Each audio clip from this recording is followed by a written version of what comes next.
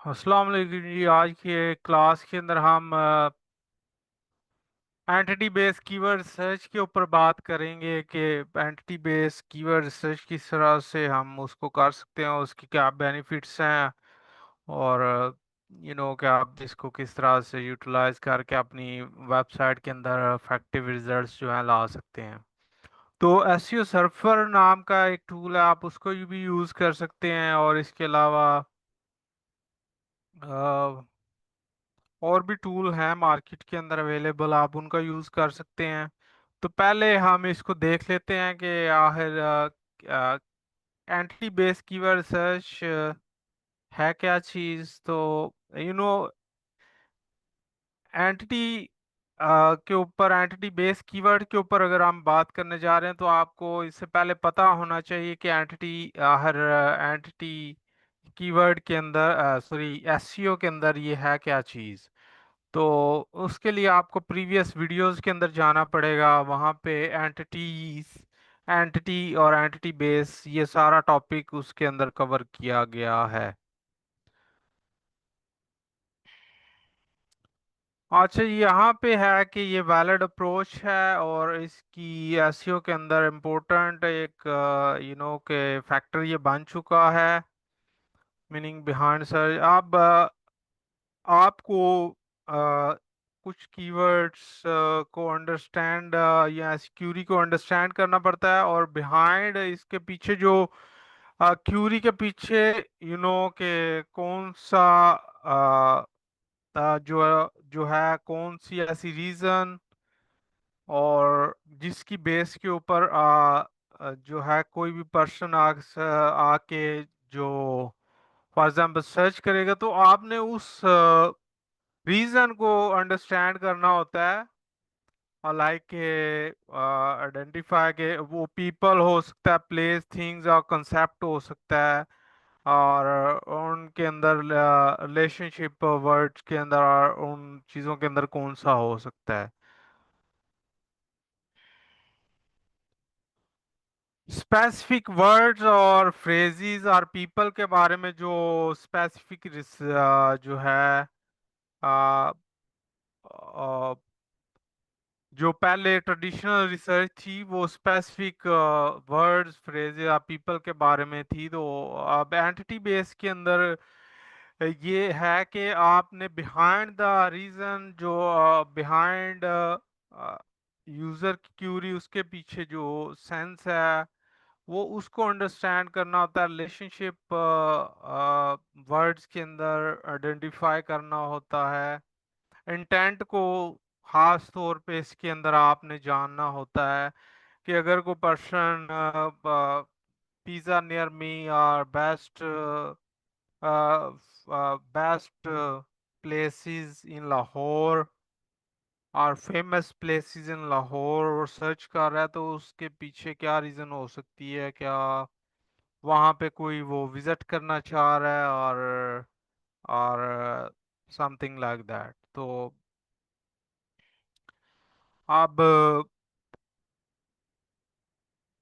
Entities जो है इसको दोबारा से हम डिस्कस करते हैं कि anything well defined unique like person, place, organization. तो ये एंटिटी एग्जांपल, फॉर एग्जांपल के तौर पे यहाँ पे बेस्ट रनिंग शूज है। Entity base research might be explore related like Nike, ब्रोक्स, ये ब्रांड आ रहे हैं। यहाँ पे हम इसको रिसर्च करके भी देख लेते हैं कि हमें किस तरह के रिजल्ट्स जो हैं वो शो होते हैं। तो यहाँ पे बेस्ट रनिंग शूज दिखा है, तो यहाँ पे देख सकते हैं आप कुछ ब्रांड आ गए हैं अ, जिनके ऊपर वो ये प्रोडक्ट्स लगी हुई हैं। ठीक है। और इसके अलावा जहाँ पे देखें तो ना ही कोई एआई ओवरव्यू आया, ना ही यहाँ पे कोई और इसका कोई एक्स्ट्रा फॉर्मेट नहीं आया। तो अगर हम इसको रिमूव करते हैं, रनिंग शूज के अगर ऊपर देखते हैं, तो फिर यहाँ पे भी कंपनीज आ रही हैं। और इसके अलावा अगर हम सिर्फ शूज को रहने देते हैं यहाँ पे, तो यहाँ पे भी सच को ये आई ओवरव्यू या इस तरह की कोई चीज़ नहीं आई, जस्ट पिक्चर्स आई हैं और रिलेटेड जो है वो हुई है, नो डाउट कि हम यहाँ पे पाकिस्तान के अंदर रह के रिसर्च कर रहे हैं इसकी। ठीक है, तो एग्जाम्पल मैंने आपको बता दी। आप identify core, identify your topic and core entities. Determine your topic, want to target, identify entities associated with it. क्या आपने कोर टॉपिक को अंडरस्टैंड करना है? लाइक जिस तरह हम ट्रेडिशनल एसईओ के अंदर जो है एक के एक सीड कीवर्ड लेते थे और सीड कीवर्ड्स से आगे फिर उसके फर्दर कीवर्ड्स जो उसके रिलेटेड कीवर्ड्स जो है वो सर्च करते थे। और उस वो डिफरेंट टूल जो हैं, कीवर्ड टूल, उनको यूज करते हुए। अच्छा, related explore related entities use Google trend, Wikipedia, Google knowledge graph, discover related entity. जिस तरह मैंने यहाँ पे एंड सर्च करने की कोशिश की है शूज के मतलब, यहाँ पे मुझे कोई नॉलेज ग्राफ मिल जाए या कुछ इस तरह। अगर हम यहाँ पे प्लेस की अगर बात करते हैं तो फिर हमें किस तरह के रिजल्ट जो हैं वो देखने को मिलते हैं। तो यहाँ पे देखें, नॉलेज ग्राफ ये हमारे पास आ चुका है और इसके अलावा पिक्चर्स आ चुकी हैं यहाँ पे, वेदर, डायरेक्शन, मैप, और विकिपीडिया का पेज आ चुका है। और मोस्ट फेमस यहाँ पे जो नॉलेज ग्राफ है वो भी हमारी हेल्प कर सकता है। नॉलेज ग्राफ के अंदर ही यहाँ पे पॉपुलेशन भी आ रही है, काफ़ी इंफॉर्मेशन हमें यहाँ पे जीरो क्लिक सोल्यूशन जो है वो प्रोवाइड कर रही है। ये नहीं कि हमें किसी जगह किसी साइट के ऊपर लैंड करने की ज़रूरत नहीं है, हमें यहाँ से ही कुछ डाटा जो है वो मिल रहा है। तो खैर हमारा ये टॉपिक नहीं है, हमारा टॉपिक है कि आप किस तरह रिलेटेड एंटिटीज को सर्च कर सकते हैं। आप एनालाइज एंटिटी रिलेशनशिप, आपने अंडरस्टैंड करना है वर्ड्स के अंदर रिलेशनशिप। लाइक कि उन्होंने एग्जांपल दिया, Barack Obama letter to USA president and Michelle Obama, जो भी वॉट एवर वर्ड है। तो अब बराक ओबामा ओबामा का इन दोनों से जो है वो रिलेटेड वर्ड है, तो इनका यानी आपस से लाजम मजलूम है।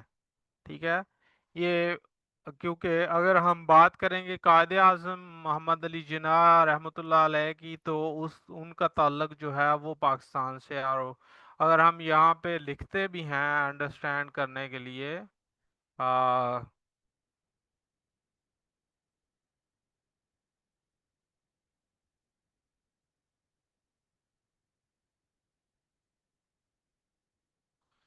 तो यहाँ पे पाकिस्तान, फाउंडर ऑफ पाकिस्तान, और यू नो व्हाट, यहाँ पे पाकिस्तान के बारे में लाजमी जो है इनका अब रजिस्टर फार्मर पाकिस्तान, और इस तरह की तो ये एग्जांपल जो है ये है, brainstorm and expand, consider all possible entities and their connection to your main topic।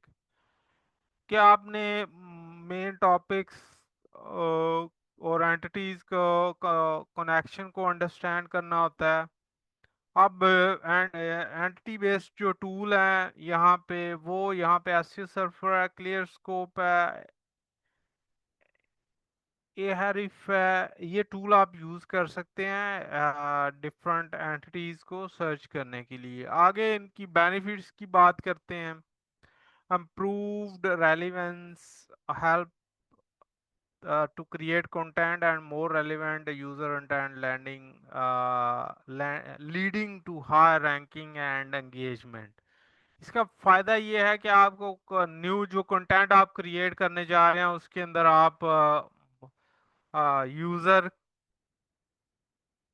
को मोर रेलिवेंट कंटेंट आप प्रोवाइड कर सकते हैं, जिससे आपको के हाई रैंकिंग और मोर एंगेजमेंट जो है मिल सकती है, ये नहीं आपकी वेबसाइट को।